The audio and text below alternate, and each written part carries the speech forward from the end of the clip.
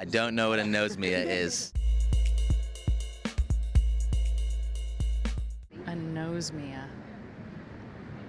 No, No? I don't even have a guess.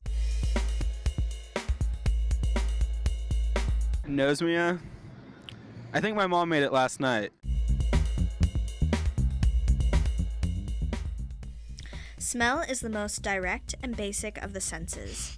Yet because smell does not inhibit everyday activity, the sense is often taken for granted. Today, 2 million to 5 million people live with some form of anosmia. Anosmia, the inability to smell. Can you smell? No. Can you? Sometimes. My mom had like all these spices in like little film canisters so we couldn't tell what they said. And she was like having everyone smell them and guess what it was. But then I couldn't guess what any of them were. And so she just started taking all these other spices out of the cabinets and I didn't know what any of them were. So we realized Erin can't smell. Anosmia means no sense of smell. The most common reason that somebody would become anosmic is they get a cold, their nasal passages swell, and the molecules can't make it up to the part of the nose where the sensory epithelium is, or the tissue that actually does the smelling is.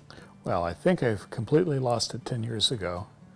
I began losing it because I was a chemistry major in college back in the early 70s. Our labs weren't terribly well ventilated, and in my exuberance and enthusiasm to get things done, I often avoided using vent hoods.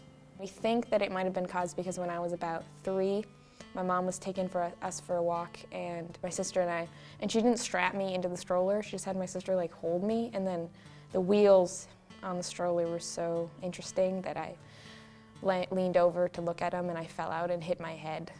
One of the ways that people do lose their sense of smell is with a bad anterior-posterior brain injury.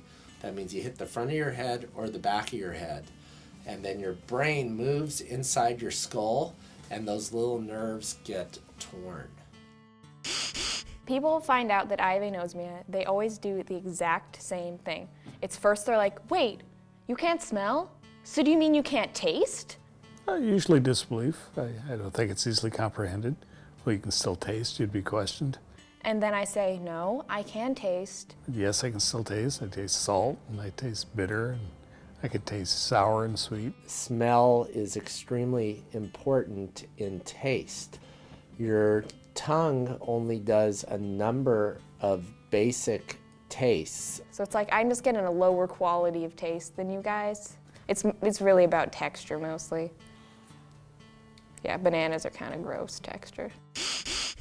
I see patients all the time with anosmia, and it can be very disruptive to their lives. It's pretty frustrating. It's like, I guess it would be like if you were blind and you couldn't know if someone was there in the room. You know, you'd want to look around, but you can't. It's everything smells like air. Like, what if you're like baking a cake for someone as a surprise, and then you go see them, will the smell linger on me? I don't know, things like that. So a rose smells like air, onions smell like air. I suspect I would not notice a skunk at all. It is important because, you know, what about a gas leak? What if I'm alone and I die because I leave the oven on? It's just kind of scary to think about. One thing that is important is for people who have a loss of sense of smell is they have to have smoke alarms in their house. I mean, everybody should have smoke alarms, but it's even more important if you have loss of sense of smell because you can't smell the smoke, so you need to change it to another sense you're hearing. It has its advantages. Good wine tastes like cheap wine, and cheap wine tastes like good wine. I think I would want to have a sense of smell, but that would be so scary. If I could have my sense of smell back, sure, absolutely. Why not? If you have anosmia due to a head injury and have torn those nerves, or you're born without those nerves, the chances of you getting your sense of smell back is very, very small. However, it would still probably be worth taking the trouble to get a CT scan or an MRI and see what's going on. Tell me if you know any way you have like a cure, I'm up for it.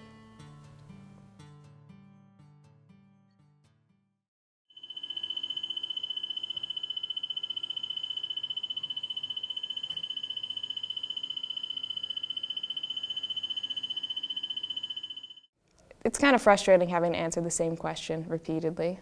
This is an anosmiac, Erin Kelly Smith. I wish there was a documentary about it people could watch.